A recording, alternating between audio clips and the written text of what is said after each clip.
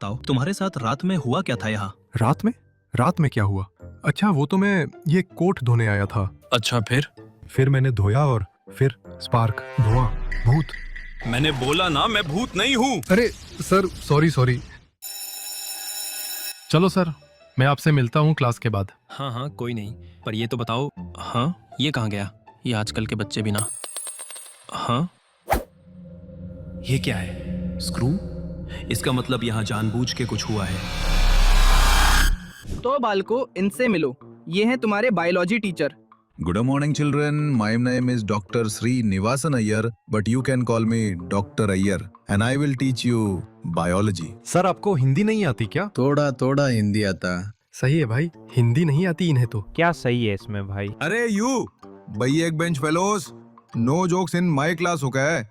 In my class, even mitochondria will respect discipline. इससे बढ़िया तो धर्मवीर सर ही थे। सर, इस चिराग नाम की चिड़िया से बच के रहना। बहुत उड़े से ये क्लास में। So my first question to all of you is very simple, but deep. How do we tell a difference between what is alive and what is not alive? Shut up, everyone. Let us go out and find by ourselves.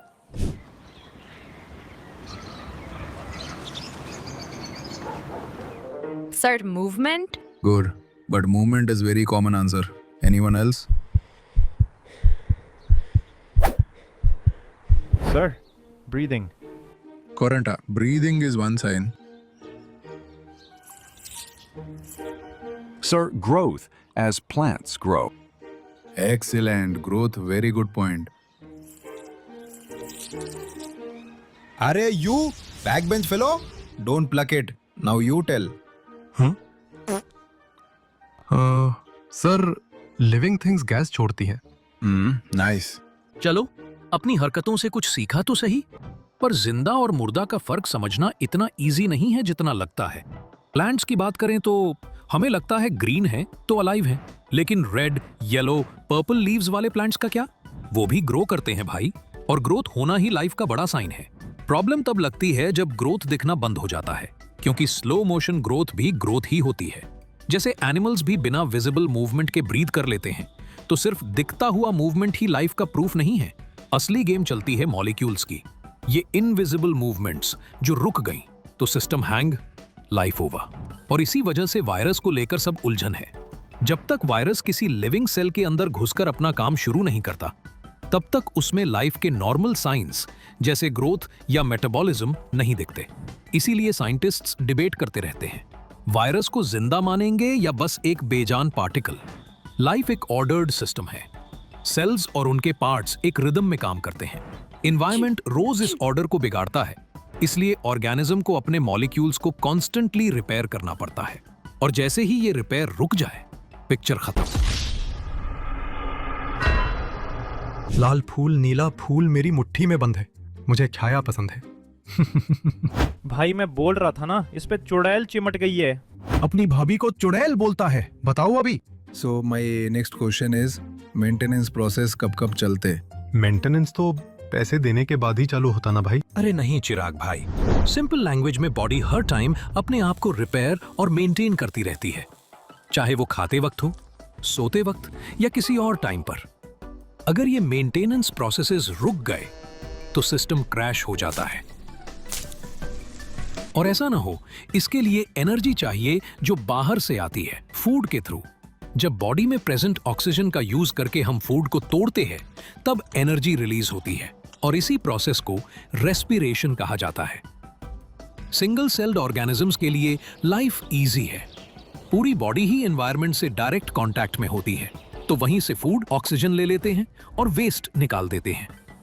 पर जैसे ही organism multi cellular हो जाता है, हर cell को environment तक direct access नहीं मिलता। तब स्पेशल सिस्टम्स चाहिए, खाना और ऑक्सीजन सब तक पहुंचाने के लिए ट्रांसपोर्टेशन, और वेस्ट निकालने के लिए एक्सक्रीशन।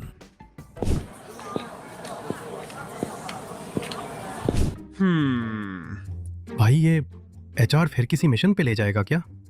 क्या पता भाई। Listen carefully, Enigmas. The biggest event of SEJ is here. कल से SEJ का annual sports fest start हो रहा है. ये सिर्फ एक स्पोर्ट्स फेस्ट नहीं है, ये एक बैटलफील्ड है जहां तुम्हारी strength, speed, discipline, team work और मेंटल शार्पनेस सब टेस्ट होगी। हर एनिग्मा को अपना बेस्ट देना होगा क्योंकि इस फेस्ट की परफॉर्मेंस रिफ्लेक्ट होगी लैब लेजेंड्स ट्रॉफी पर। Get ready enigmas, the countdown begins now. भाई लगता है अपना टाइम आ गया है। अपने स्कूल में नींबू रेस का चैंपियन था मैं। भाई मुझे नहीं लगता यहाँ नींबू रेस होने वाली है। चल भाई खाने चलते हैं, खाएंगे तभी तो एनर्जी आएगी कल के लिए। भाई काफी ऑप्टिमिस्टिक आदमी हो तुम तो। चिराग भाई के लक्ष्य का तो पता नहीं, पर बात तो सही कह दी एकदम। सब ऑर्गेनिजम्स को एनर्जी और मटेरियल चाहिए होता है, बस तरीके अलग होते हैं। कुछ ऑर्गेनिजम्स जैसे ग्रीन प्लांट्स और कुछ बैक्टीरिया सिंपल इनऑर्गेनिक चीजें जैसे CO2 और पानी से अपना फूड बना लेते हैं। ये होते हैं ऑटोट्रॉफ्स। बाकी होते हैं हेट्रोट्रॉफ्स जो रेडीमेड कॉम्प्लेक्स फूड खाते हैं, पर बॉडी उन्हें तभी यूज कर पाती है जब एंजाइम्स उन्हें तोड़कर सिंपल फॉर्म में बदल देते हैं। इसीलिए हेट्रोट्रॉफ्स की सर्वाइवल सीधी या घुमाकर दोनों तरह से ऑटोट्रॉफ्स पर डिपेंड करती है। काश में बैक्टीरिया या पौधा होता, खाने की टेंशन ही नहीं। प्लांट होते तो लाइफ और भी यूजफुल होती। चलो समझ लेते हैं ऑटोट्रॉफिक न्यूट्रिशन। ऑटोट्रॉफ्स जैसे प्लांट्स और कुछ बैक्टीरिया सिंपल फंडा फॉलो करते हैं, अपना खाना खुद बनाओ। ये काम होता है फोटोसिंथेसिस से, जिसमें चाहिए होते हैं carbon dioxide plus water plus sunlight plus chlorophyll. Plants CO2 लेते हैं हवा से, पानी लेते हैं रूट से और सनलाइट प्लस क्लोरोफिल की हेल्प से कार्बोहाइड्रेट्स बना लेते हैं। जो कार्ब्स एक्स्ट्रा होते हैं वो स्टार्च के फॉर्म में स्टोर हो जाते हैं, बिल्कुल हमारे ग्लाइकोजन जैसे। फोटोसिंथेसिस के main steps. Number 1, chlorophyll light absorb करता है। Number 2, light energy chemical energy बन जाती है। पानी स्प्लिट होकर हाइड्रोजन प्लस ऑक्सीजन देता है।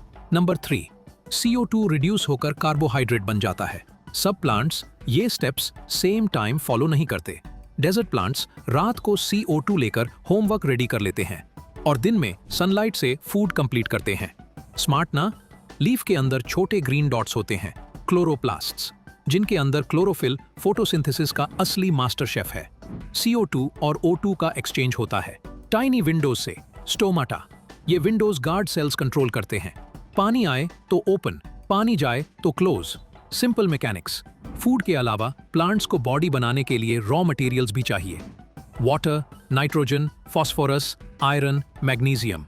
इनके बिना प्लांट का ग्रोथ वैसा हो जाएगा जैसे जिम जाकर भी प्रोटीन न खाना। नाइट्रोजन सबसे इंपॉर्टेंट है, प्रोटीन बनाने के काम आती है। प्लांट्स इसे सॉइल से नाइट्रेट्स, नाइट्राइट्स के रूप में लेते हैं या फिर उनके हायर्ड बैक्टीरिया एटमॉस्फेयर की नाइट्रोजन को कन्वर्ट करके रेडीमेड दे देते हैं।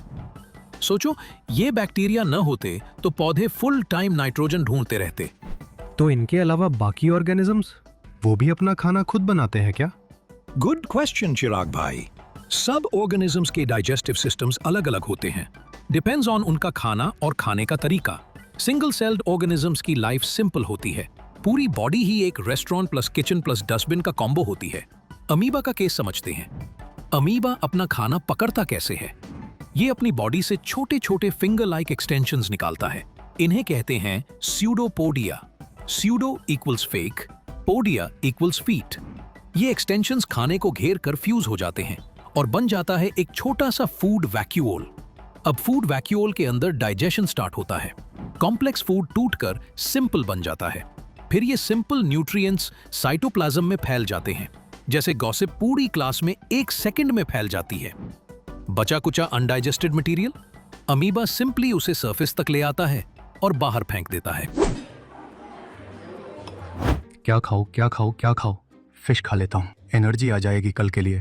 हाँ, एक ही दिन तो आ जाएगी सारी एनर्जी। अरे ले भाई, तू भी खा। आराम से चिराग भाई, इतना खाओगे तो एक्सक्रीशन में दिक्कत हो जाएगी। चलो पहले समझ लेते हैं कि डाइजेशन होता कैसे है।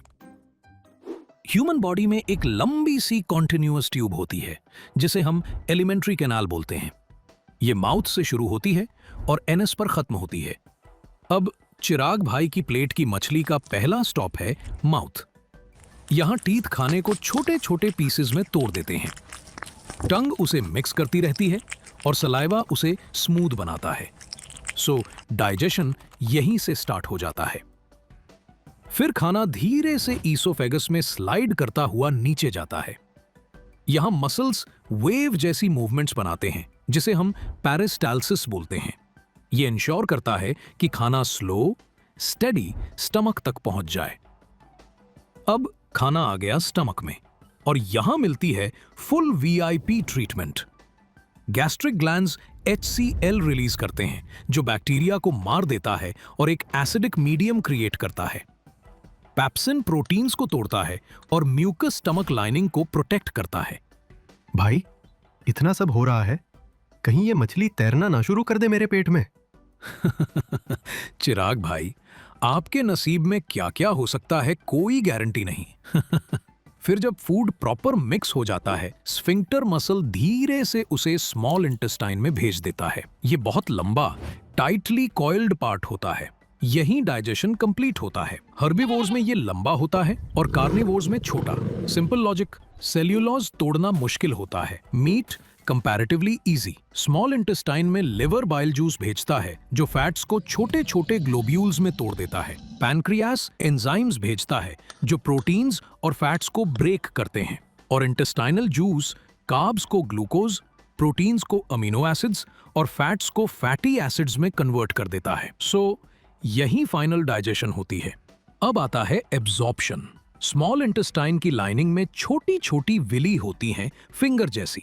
ये सारी न्यूट्रिएंट्स सिप करती रहती हैं और ब्लड में भेज देती हैं ताकि हर सेल को एनर्जी मिलती रहे।